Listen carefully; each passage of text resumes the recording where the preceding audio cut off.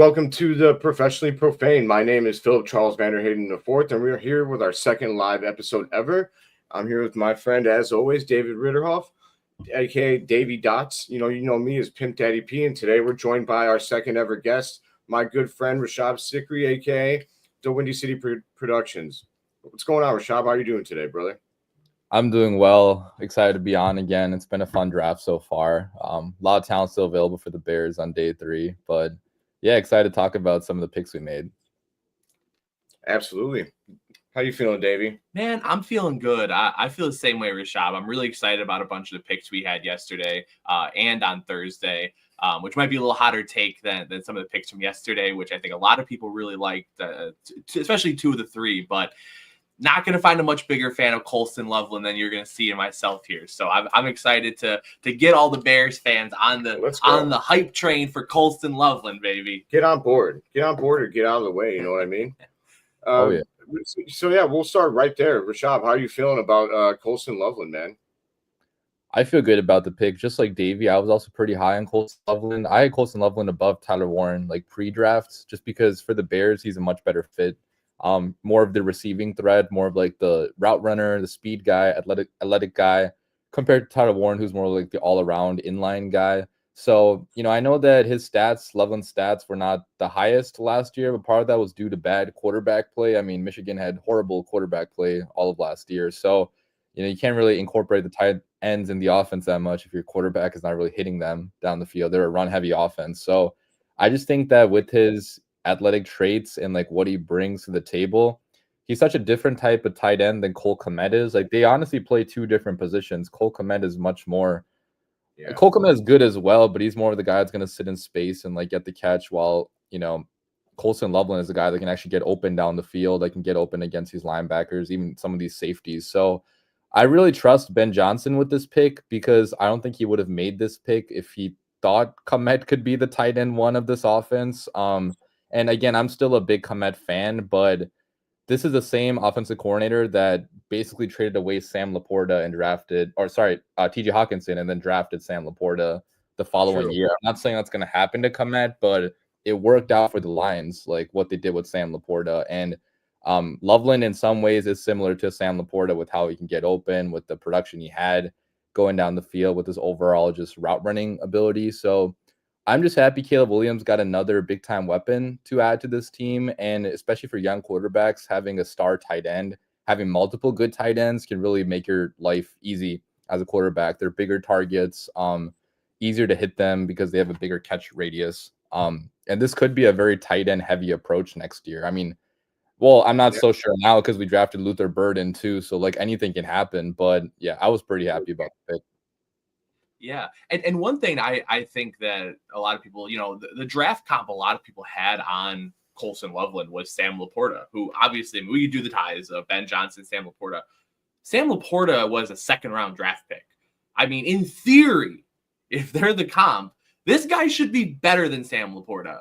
If they're the same player, there's a reason why one guy goes top 10 and one guy goes 2nd round. But, I mean, before the season, Colston Loveland was getting top 5 love in a lot of mock drafts from draft analysts. And there was a reason why. As you mentioned, Michigan's offense last year was atrocious. I'm a Michigan fan. I watched those 3 quarterbacks. They were the most egregiously awful group of quarterbacks I've ever seen in my entire life. One of their names was Davis Warren. I have not called him Davis Warren for the last 6 months. I only refer to him as Davis War Criminal, because he is an absolute terrorist to the football field. And to have a drop in production, that's going to happen when you have one of the guys retired to become an assistant wide receiver coach. What are we talking about here? So Loveland, man, I mean, he's aggressive, he's smart, he is physical, he has a great catch radius, great in traffic, gets open. He has every trait you could possibly want from a tight end. And yeah, they're going to be different than Cole Kmet, but I think Colston Loveland can be one of the top 3 or 4 best tight ends in football by year 2. I truly believe that. High praise, man. High praise. I loved the pick. At first I was pretty shocked. I was still reeling because everybody knows that I wanted Ashton Genty, right? So I crashed out a little bit. Yeah, look out for that on the Yeah. on the Oh, yeah. vlog. Yeah. It was It was something. not fun. It's not fun with this guy. But it's okay. It was all good. Like once we made the pick, I was surprised, but I wasn't. I was just surprised only because I knew that we had talked about it. I didn't hear as much steam for it as I thought I would, I guess.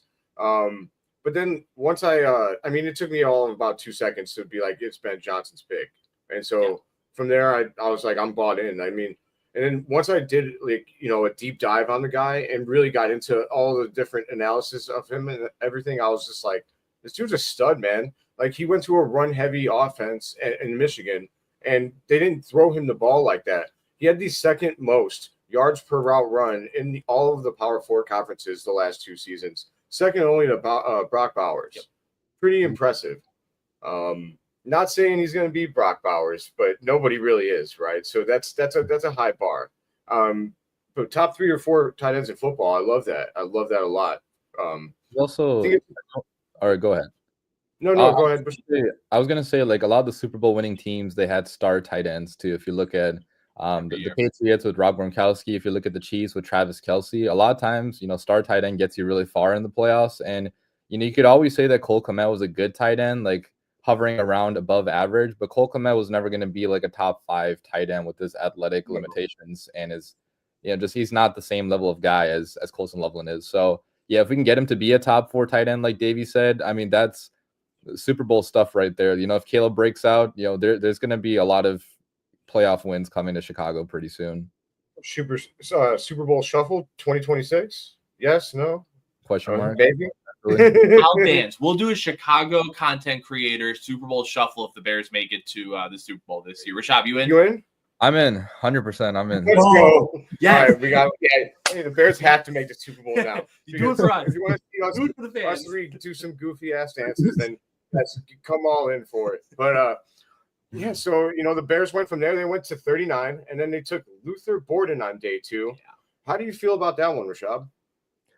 I was really shocked. If you saw my reaction on stream, I wasn't mad or anything. I was just like shocked more say because I, first of all, didn't expect Burden to be available at pick 39, and I didn't expect the Bears to select a receiver anywhere in the top 2 or even 3 rounds, because especially after drafting Colston Loveland, I was like, we're good with pass catchers. Like, we already have 4 tremendous pass catchers, but Ben Johnson wanted another toy, which I'm totally okay with. Like, he just wants to build, like, the greatest show on turf at this point. I mean, this is the most weapons we have had on the Chicago Bears in my lifetime, and that includes 2013. 2013, we had a better running back for sure, but we didn't have 3 star receivers like this or 2 star tight ends. I mean, Bennett was good, but like now we have Colston Loveland and Kmet. We got 3 guys that can potentially be number 1 receivers, in my opinion, and that's what Luther Burden is. Before last year, he was being viewed as a top 15 pick in the NFL draft, and kind of like Michigan, Missouri had bad quarterback play last year. So it's kind of like Burden is a guy that gets open down the field. And so if your quarterback is not really hitting these guys down the field with good accuracy, like you're not going to have the stats. But he does remind me a little bit of a DJ Moore too, to some extent, with how he's built. And if you look at his RAS score, like they almost ran the same 40 time. They have the same height, almost the same weight. So I kind of wonder if long-term, this is like an eventual DJ Moore replacement. Obviously not anytime soon. DJ Moore still has 4 more years of his contract or 3 more years, but it's just so nice to have a guy that, again, is like really explosive and can do a lot of damage after the catch. And fun fact, this guy actually played against my high school, like in 2021 in the state championship. So I'm very familiar with this dude. Like I've watched his high school career, his college career, and now Chicago Bears career too. So it was a pretty fun pick. So how much did he what did he torture high school for? He destroyed us. I mean, yeah. So my team still won. Yeah, it's funny because my team still won that game, and our team is just full of like short white guys. Wow. So like we have tremendous coaching. That's why we won that game. But Luther Burden had coaching. Coaching matters to everybody. Yeah, Burden had 250 yards, something like 4 touchdowns, maybe. He was the only guy getting the targets like every single play, and we still couldn't stop him. But he still lost against us. So yeah, take that. He was top 10 player and coming out of high school. So you guys beat a top 10 player in the entire nation. Highest rated recruit in the history of Missouri football. Wow. Wow. Multiple time all SEC wide receiver. He was getting top 10 looks before this year. Like you were mentioning, Rishab, top 15, top 10. He was getting high draft picks. And he still produced this year. There's literally no reason. I don't understand a reason why his stock fell so hard. I think it was just he's been so good for so long. People are like, well, now I mean, yeah, but his peak was, where he was as a junior, you're not going to get better than that. He was so good. And as you mentioned, the quarterback play was not good. I forget the quarterback's name in Missouri. I think Cook. He's not very good. I don't like him. And so to me, I think it was just a lot of fatigue from scouts, a lot of fatigue from analysts. And when you're Ben Johnson and Ryan Poles, you don't care about fatigue. You take the best football players. I made a quick point. Said, I don't think that DeAndre Swift was good enough to not take a running back. Well, I feel that way about Olamide Zacchaeus. I feel that way about Devin Duvernay. I feel the way about all the other guys they brought in. Tyler Scott, who's still here. None of those guys are good enough to not take a player you think is a top 15 talent. No. You get the guy, you figure out how to use them. That's what this staff's going to be good at. That's what they've been good at in Detroit. So I think it's a really, really good pick. That's an A+ pick in my opinion. Yeah, I think everybody has really graded this pick high. I think it was probably the most popular pick of the Bears draft. It's really not that it's pretty objectively the most popular pick by a lot of people. I've seen A+ grades all over the place. And it makes sense that in the big dong Ben Johnson era that he needs toys, So I love the pick. I think that DJ Moore's going to be 32 when this guy's rookie contract is up. When Borden's rookie contract is up. So it makes a lot of sense I think I had that right. Or is it DJ Moore's contract? Either way, I think what you said about him being an eventual DJ Moore replacement makes a lot of sense. But in the meantime, he can go in the slot. But also Loveland can be put in the slot. A lot.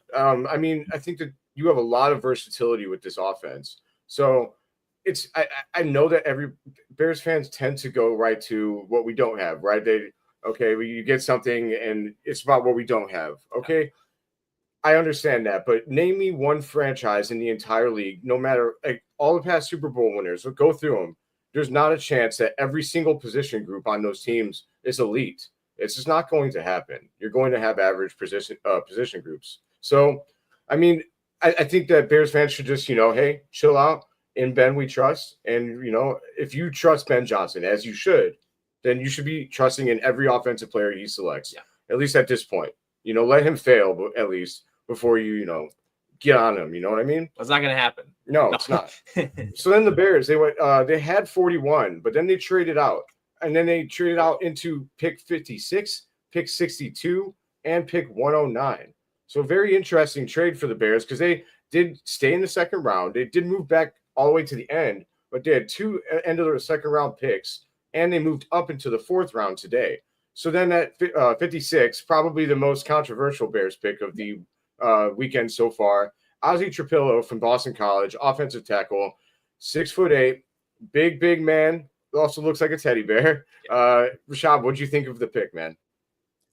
I wasn't too familiar with him at the time, so I had to do a lot of research into him. I didn't really expect I did expect the Bears potentially to go OT in the first 2 rounds, but he wasn't really a name I was looking at per se. But I'm okay with the pick, right? Like you can never have enough good offensive linemen, and he at the very worst seems like a swing tackle. So like at the very worst, at his floor, he's probably going to be a swing tackle for the Bears for the next 4 or 5 years. But at his ceiling, he could be a Braxton Jones replacement long term. I mean, that's projecting a lot right now, but he had a bunch of starts at left tackle. He also had a bunch of starts at right tackle. I think in terms of play strength, he's a stronger guy than Braxton Jones and probably better long-term in pass protection. At least he projects that way.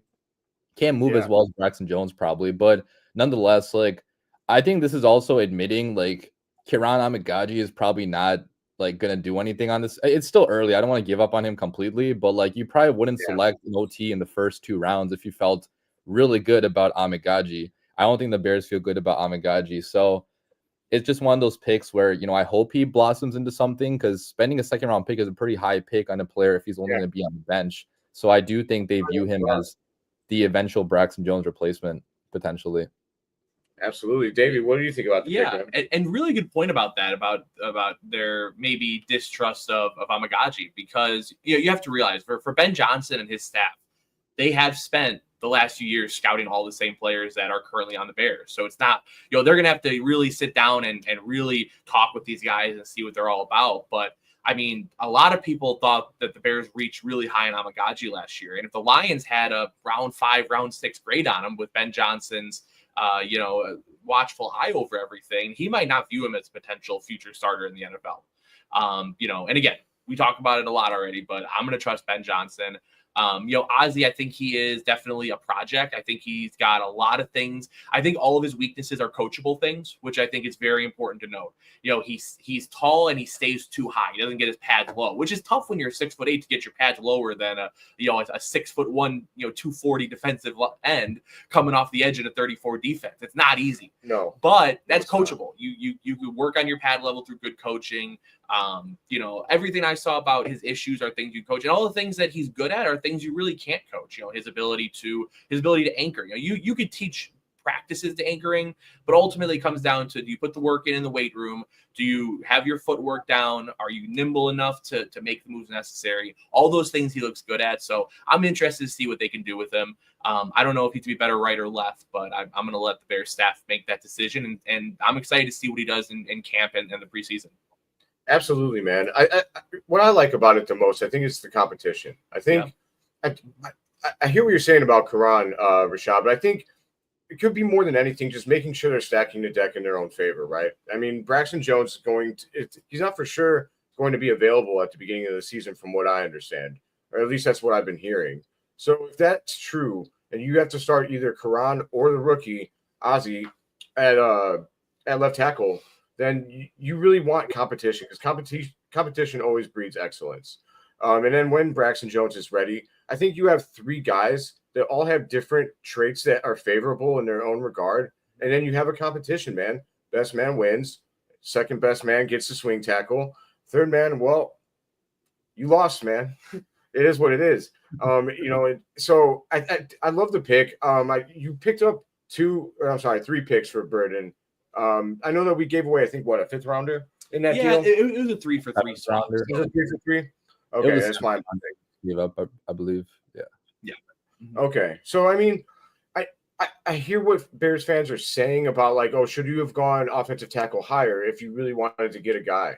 But I think that this, like you said, Davey, a lot of the stuff that this guy has, you can't teach it. High IQ football players are, like, that means something. Yeah. And if they're a high IQ football player, then you'd like to think you can, coach them up on the more physical things, or maybe the more technical things that they need to get better at. So I think it'll be fun to see if this guy can develop, because he's huge. Yeah. He's enormous.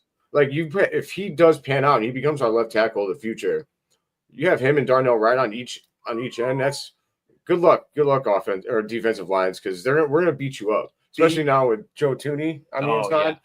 Oh, yeah. We gotta extend Joe Thuney. I'd like to extend him. I don't know if he'll get to play with Ozzie, but I hope so. And I also don't want to discount how much Joe Thuney can mean to the development of a guy like Ozzie, or even Braxton, or even Karan. His everything that he's been through in the league, he's gonna be able to teach them a lot. So I'm pretty excited about the pick. I mean, like I said, it's a Ben Johnson pick, right? So I believe in it.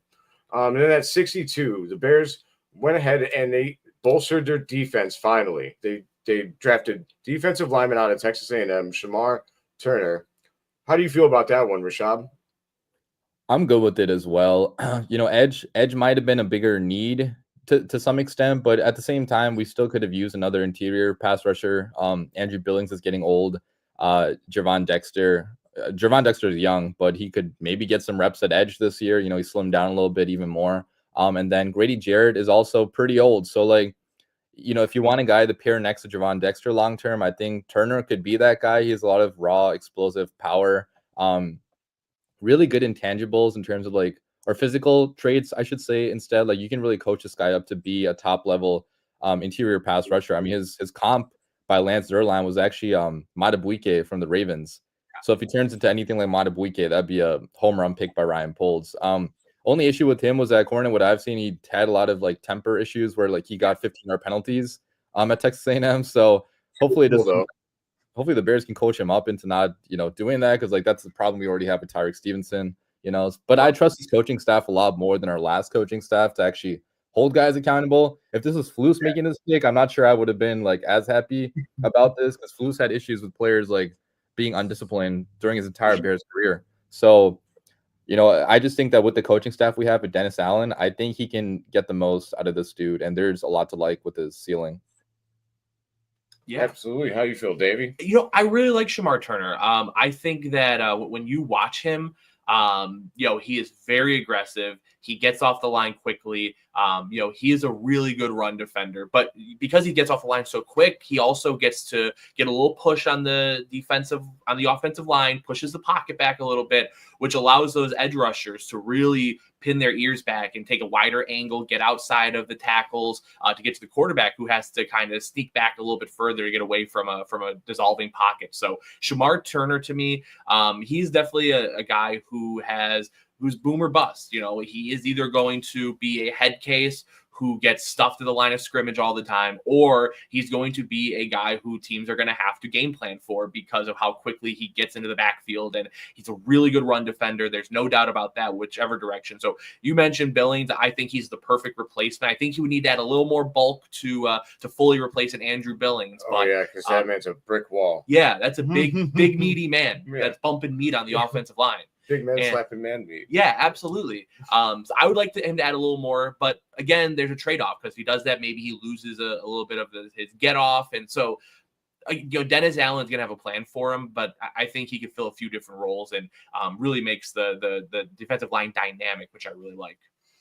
Yeah, I agree. I think that anytime you're bolstering your defensive line, you're doing yourself a favor. Look at what Philadelphia has done. I mean, they could be stacked at a position, and if they think a guy has high potential there, they're going to take him, period. And it's always worked out for them. It has consistently worked out for them. That's why they're in the playoffs every single year. They have a great pass rush, and they always have a good offensive line. I think that the Bears are going to have a pretty good offensive line.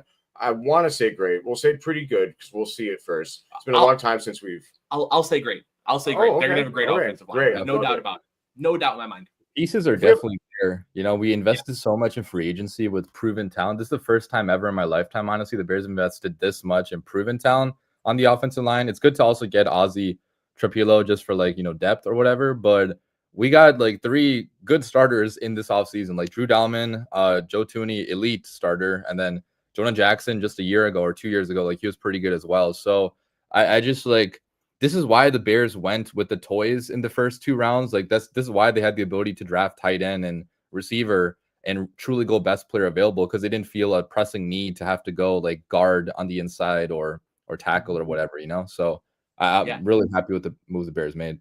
And to that point, I think the last time the Bears really did that was 2006 when they added John Tate and Reuben Brown. And sure enough, what happens that next year? I was going to say that. Sorry, buddy. But they also supplemented that with good young pieces. Roberto Garza was not a first-round pick, and they let him develop into a good guard first, then a good center. They had guys like Fred Miller, who was on that offensive line, who ended up being a really solid player, and of course you have Olin Kreutz in the middle, and they got their Drew Dalman. I'm just stealing your thunder all over the place, man. But it's kind of a very similar build to what they did back then, and that is by far the best offensive line I've seen as a Bears fan in my life. Same. I think Rishab said in his lifetime, so I apologize that you didn't get to enjoy that, man, because it was actually a solid offensive line that blocked for the quarterback. It's crazy. I was around back then, but I was too young to truly enjoy it. I only remember watching the Super Bowl and the NFC Championship game against the Saints, right? Or Reggie Bush tried taunting us, and then we absolutely destroyed them. It was glorious. But I agree with all of that, man. I think that the Bears are doing the right thing by bolstering the defensive line with Shamar Turner. I think that Billings is really solid, but you got to plan for his exits. I love the idea of Gervon moving up and down that defensive line. And I love that Grady Jarrett will be there to teach this man how to play football and teach him the ins and outs of how to get better. I think that I also think that edge isn't as big of a need for the Bears as we all thought it was, right?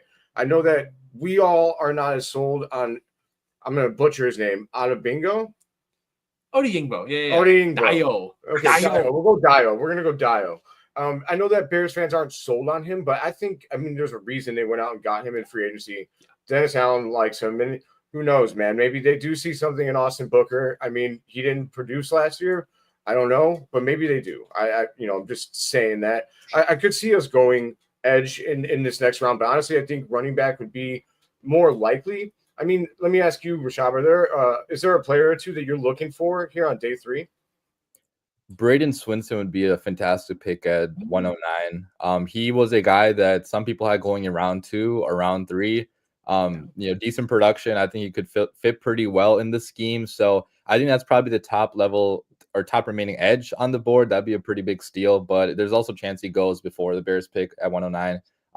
So hopefully he's on the board. But Cam Scadabo is another guy. I'm sure a lot of Bears fans want him. Running back at Arizona State, runs angry and could be a guy that Ben Johnson could, really use in the scheme. Bayshell Tuden, I think that's how you say his name, from Virginia Tech. Another guy, really, really athletic, pretty small. Yeah, pretty small, but very athletic, can run fast, can run hard. I know a lot of people thought like he could be the steal of this draft. And every year there's guys that go in rounds 4, rounds 5 running backs that end up being stars. Like it literally happens every single year. So for that reason, maybe it's a good thing the Bears did not trade up for Ashton Genty, because we would have had to give up a 2nd-round pick. And like obviously Genty is a much better prospect than any of these guys, but you can still find a really good starting running back later on in the NFL draft. So just like Phil said, like I'm probably going running back on day 3 somewhere in these first couple picks, and then also edge, and then hopefully draft a safety too. But at this point, a lot of the safety talent is dried up. Yeah, 3 picks left, and definitely I think I would go that way. I have a guy, people aren't going to like this. People already don't like it. I posted on Twitter last night at Davey.17, but I'm going to say it on here. I want Ollie Gordon to be a Chicago Bear. Ollie Gordon. Now, listen. Did he have the DUI? Yes, he had the DUI. That is a huge, huge red flag, and that's why he dropped. But, I mean, when you talk about production, his junior year, 2023, I mean, you're talking about a guy who put up 21 touchdowns, guy who put up 1,700 rushing yards, 34 touchdowns over the last 2 years. Not a great pass catcher, not going to be explosive in that regard, but he's got talent, man. And listen, Oklahoma State was an absolute unmitigated disaster last year. They were a joke of a program. And when you have a guy who does have those concerns, is a little bit of a wild card, when it comes down to it, you have to keep him engaged and motivated. If the Bears think they could be good this year, I think he could be a huge part of that, and I think he could be a guy who ends up being a solid player for a little while in the NFL. But again, red flags. There's quite a few of them, and so to me, probably not going to end up taking him, but I would take Ollie Gordon. I would love him on the Bears. Here, I'll ask you, Dave, since my dad just asked this. Are there any safeties that you would consider? Short answer, no.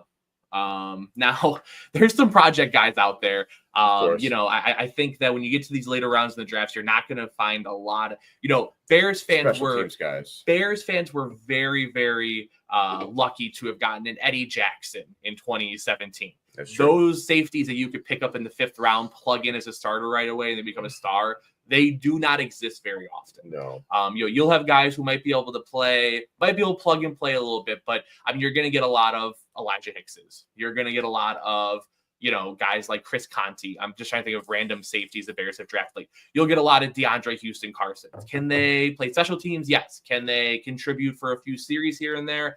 Yes. Are they long-term answer to safety? Most of the time, that's not the case. And if you're like Chris Conti, you're just going to get burned by the Green Bay Packers when it matters the most. We didn't need to talk about that. We didn't need to mention that at all. Sorry, man. My bad.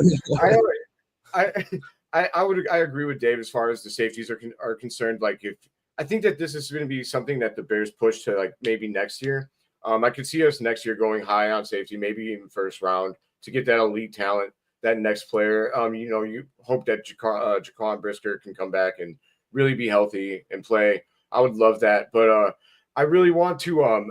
I would love if the Bears considered DJ Giddens, the Kansas State Wildcat. Mm-hmm. I think that he's got nice patience. He's got nice visibility. He's got good agility, body control. I think he offers you a little bit more, like making a defender miss than DeAndre Swift does. So I like what he could do out of the backfield. I would say the Bears consider him.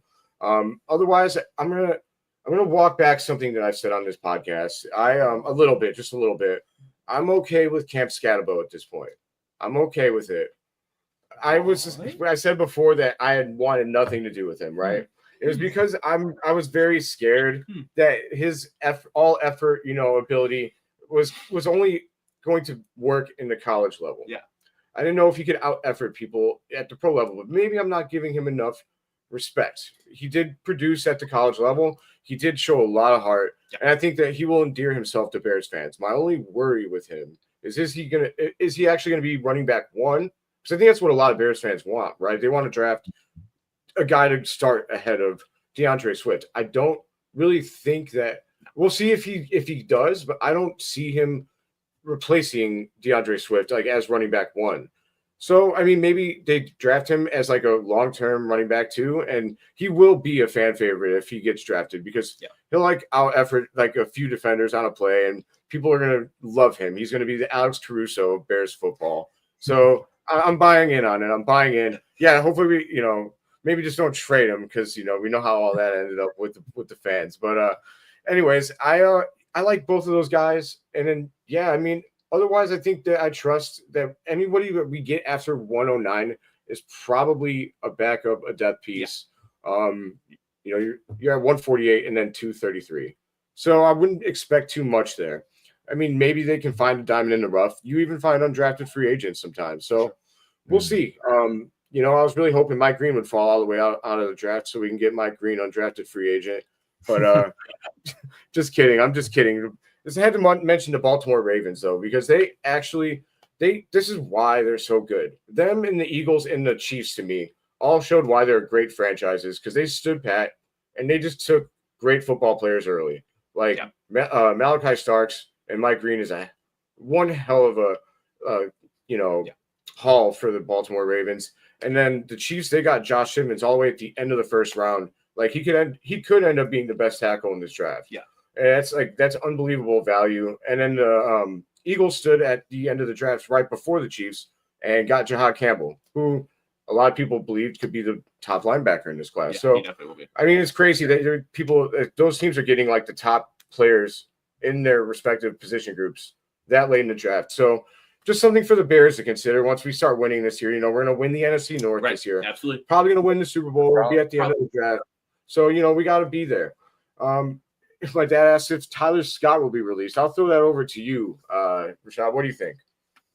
No, I think he'll make the team as a receiver 6, but he's not going to get much playing time at all after drafting Luther Burden, after signing 2 receivers to basically be ahead of him. Yeah, I was never a big fan of Tyler Scott, especially like after his rookie season. I didn't really think he has what it takes to be in the NFL, like with drops and just like lack of concentration sometimes. So I don't think it's going to be playing much unless injuries happen. No, I'm not interested in Tyler Scott at all. I'm fine if they release him today. That's fine by me. I have no interest in seeing him in a Bears uniform ever again. He's not an NFL receiver. That's pretty fair. Honestly, so I told Davey this the other day. The only thing is, so I would probably agree that he's going to be released. That's what I'd bet on. But my only thing about everything that happened last year is that with this coaching staff being so bad, it was voted by the players to be the worst coaching staff in football. So because of that, it's really hard for me to close the book on everything that happened last year on all the different performances. Like guys like Tremaine Edmonds or Austin Booker, even like guys like that who who's the other one? Noah Sewell probably isn't going to do anything, right? Yeah, easy to forget about, right? But I like good bloodlines. I guess shout out Shedeur Sanders. We're not going to talk about him. Everyone else will talk about him enough. Do we take him today? Do we take him? Do we take him? Take him, let him play the whole preseason. Let him play 50 snaps in the regular season. Trade him for a third next year. What better value you're going to get for a mid-4th round pick than getting a second next year for a quarterback this year you're never going to use? I say do it. Okay. First round mock is going to hate our quarterback room with just a dying passion. He hates both Shedeur Sanders and Caleb Williams with like insane passion. We could trade a player to be named later for Spencer Rattler to sit in the back of the room, and then he's gonna think we have the best quarterback room in the entire draft. What honorary? We're not doing a full jabroni of the week this week, but first round mock, absolutely jabroni of the week. Yeah, he is a schlub. He is the definition of a jabroni, and he's awful. I hate him. Yeah, I hate him too. I mean, he can join the other 2 people who I will no longer mention on this podcast. Yeah. First round mock, you need to get a new hobby, buddy. You suck. Anyway, I have other thoughts on him, but we'll keep it positive today because the Bears, they killed it, right? Yep. So before we go, I did want to talk real quick about our experience at the draft. Before I say what I'm going to say about Green Bay, I will say that we did meet some really cool Green Bay fans who were very kind to us. They were fun, talked trash with us. They let us talk trash with them. Of course, you had the other ones, the assholes who would move out. They were sitting in front of us and they'd move because we were being loud. And it's just like, you guys outnumber us 100-1 here. So I don't know what you expected. But anyways, I preface all of that by saying there were some cool ones by saying Green Bay should never have another NFL draft. No. They should never have another NFL draft. The logistics here are not set up for 200,000 goddamn people to show up. They were raking people for parking, $100 to $150 if you wanted to be close to the stadium. We walked over a mile, and it was still $50 day one to park. I mean, it's ridiculous, man. No more drafts in Green Bay. No, never again. And the weather was terrible. Oh. It was 20 degrees warmer in Davenport, Iowa, which is literally like 3 hours south. They say hell is hot. I say no. Hell is cold, and it's known as Green Bay, Wisconsin. So yeah, dude, get me out of this podunk town, man. This place sucks. I don't care what anybody says. I will say though, man, the Packers fans have been really good this weekend. Yeah. The rivalry's alive and well. They're all saying good things about the Bears. Bears fans were all saying good things about the Packers. Very respectful. Do we hate each other? Yes, but we have a mutual respect for one another. We do, but for the most part. But for all those Packers fans that we met that were really cool, love yourselves. Move away from Green Bay, guys. This is the worst. I do not want to come here ever again. Yeah. But I will come here to watch Caleb Williams continue his perfect record in this hillbilly town. Yeah. He absolutely owns these cousin marrying losers in Green Bay. Yeah, Lambeau Field is more like Caleb's crib now. Yep, absolutely. Shout out NFL Outdated, who hung out with us yesterday for day 2. Check out the Freezer from North podcast. That guy was awesome. But Rishab, do you have any last thoughts before we oh man, actually please talk about Seth Rollins. Yeah, I love that. I mean, best introduction for a draft pick maybe ever in Chicago Bears history, just from the fact that all the shit he talked to the Packers fans. He made sure to say NFC North champions in 2025. Got a good boo from the crowd there, but no, that was amazing. I mean, I wish he could announce all the Bears picks at this point. I mean, with his energy, so I really enjoyed it. I'm gonna sing his song the whole way home. That's all I'm gonna say. I'm just gonna sing his song the whole time. Seth walking out with the belt, phenomenal. He was saying, was I not all weekend saying 2025 NFC North champs? He called it on stage. So Seth Rollins, he hasn't been wrong before. He's not going to be wrong this time. This is the Bears season, and starts with Seth Rollins announcing all these draft picks. And he said that Caleb Williams was the best quarterback in the NFC North. Facts. Big facts. Total fact. I mean, who is it? It's not JJ, my knee hurts McCarthy, or is it Jordan, I'm about to fall out of the end zone, let me throw an interception, Love? Or I guess it could be Ben Johnson merchant, Jared Goff. I don't think baby hands Goff. It's when it comes to head coaches, the table is pretty hard to sit at in the NFC North. I'm glad that we at least have one that we feel like can sit at the table. For sure. But when it comes to quarterbacks, it's not even close, boys. Not even close. No, bear down, man. Bear down. Bear down. I love this nickname, the Demon of Davenport. As someone that lives in Davenport, I think I might go stand outside his wrestling gym and just hold up a sign that says, "I love you, Seth Rollins." Yeah, and sing a song. Don't forget to sing a song. I gotta sing a song. So before we'll depart here in a second, but just wanted to leave this up from Honey McMahon. New catchphrase. Could have been worse. It could have happened in Green Bay. That is a fact. I wouldn't wish that on my worst enemy. If you ever find yourself going through Green Bay, Wisconsin, speed as fast as you can to get out of Green Bay, Wisconsin. It's not worth it. Take the ticket if it gets you out of there quicker. Bye-bye. Rashab, man, thanks for joining us today. And everybody, make sure, hey, Rashab, tell the people where they can find you. Yeah, you can find me on my Twitter account at DWC Productionz. I'll be tweeting about the Bears picks coming up today and just off-season stuff. And then you can follow my YouTube channel at DaWindyCity Productionz. But yeah, thanks for having me on, man. It's been a fun time. Dude, thank you for having us on from Lambeau Field the last few days. Your content, as always, has been phenomenal. If you're watching this and you're not following DWC Productionz, you have to. His highlights are great. His lives are great. And we super appreciate you bringing your awesome content to our show as well, man. Absolutely, man. Davey, where can I find you? They can find me at Davey.17, DAVEY .17. And of course, at Profane Pod, follow Professionally Profane on YouTube. If you're watching right now on YouTube, I don't know where it is to be on the screen. Subscribe, give a like to this video. And then, we got a bunch of big content coming up soon. We got a big vlog coming from our trip up here. So keep your eyes open for that one. Eyes peeled. It's going to be good. It's going to be a good one. And you can find me at JAYC Phil. Or you can find me at JAYCHI_Bulls if you want to see all of my Chicago Bulls coverage for just another year. I'm going to be doing it all off season. Otherwise, I'm also at Profane Pod. But I'll be honest, it's all Davey doing cool shit on there. He's got the best tweets. So, yeah, I'm just trying to keep up. He's trying. This guy puts out some really good stuff, man. Don't listen to him. I think I'm gonna drop my quarterback skills on Twitter today, though. So if you haven't seen them yet on the Professionally Profane account, you're gonna see. Yo, dude, I got the golden arm, man. If Green Bay needs a quarterback, I'm ready. Did you guys try the field goal kicking too, or no? Did they have? No, man. I can't kick a field goal. I tried that in Chicago back in 2015 when they had the draft here. And I missed it so badly. I almost hit a person in the head. Like the person running the thing, I literally almost kicked him in the head. I play soccer too, so I know how to kick. So that was kind of embarrassing. I wasn't ready for it. Maybe I'll go to a random lot and kick a field goal. We'll see. Yeah. Maybe I'll do that for the fans. For the fans, man. But actually, you should look out for Davey's quarterback performance because I was hoping for him, but it was electric actually. I won't give away the result. What's that? Better than Tyson Bagent? Yeah, of course. 100%. Of course. Tyson Bagent's dad would actually be tweeting support of me over his own son. Okay, I got to see this now. Tyson Bagent's dad, chill out a little bit, man. Just chill a little bit.